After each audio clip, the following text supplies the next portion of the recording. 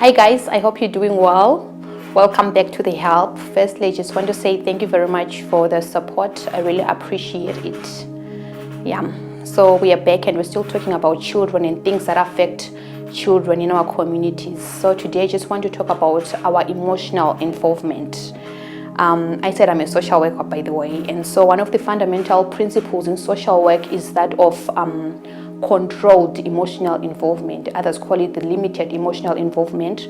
So basically we're saying, because you're going to be dealing with a lot of people, you have to create that environment that allows the other person to fully express themselves, to fully express their feelings, no matter the kind of feelings. Could be anger, it could be hurt, could be anything. And so you just have to be that safe space and allow them to go through the emotion without you judging them, without you maybe giving some destructive comments. So that one, we call that purposeful expression of feelings. We need you to be that person who allows the other person, like the client.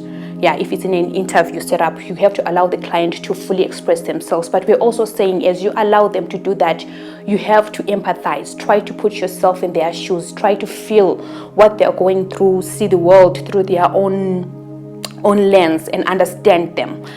But the thing about this principle is that sometimes people tend to over empathize, and so instead of feeling with the client, you end up personalizing the problem. You're making it seem like it's yours.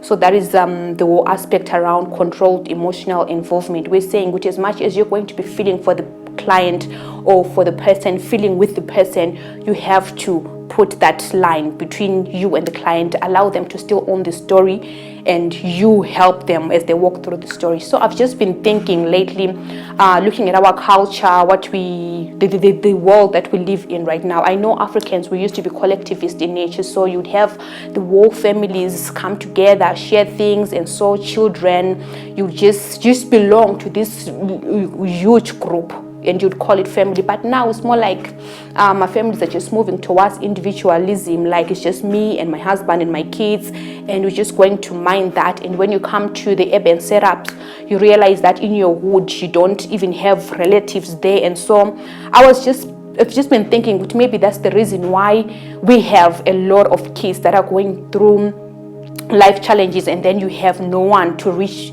out to them as immediate as we would want it to be.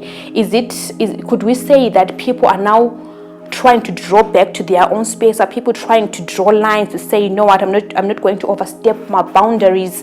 Are people not concerned with what is happening around them anymore? I've just been trying to really think hard with what could be the reason why people are not reaching out to people. What could be the reason why people choose to ignore certain things? I used to work for Childline in Zimbabwe.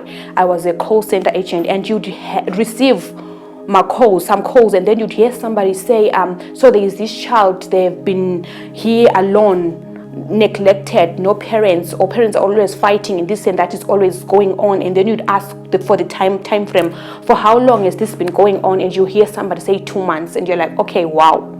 So for the whole 2 months, all of you, the community has been watching this abuse go on. For the whole 2 months, you've been watching a child go through traumatic experiences, and no one was really readily willing to come through for the child. For the whole 2 months, no one had the guts or no one had the nerve to come out and say, you know what, this injustice against the child is wrong. And so could we say that is, are we trying to mind our own business, or we are more like negligent in a way? So I've just been trying to really think around that, because these are things that happen, and people, like, they don't respond as quick as you would want them to respond. So today my encouragement is that, you know what, let's reach out to children. We need to have a certain sense of urgency. There is nothing like I'm overstepping my bounds. If you're helping, if you're lending a hand and you're helping, and if you're trying to reach out to the next person, we cannot say that is overstepping our bounds. You are helping the child before damage is done to the child. So please, let us reach out to children.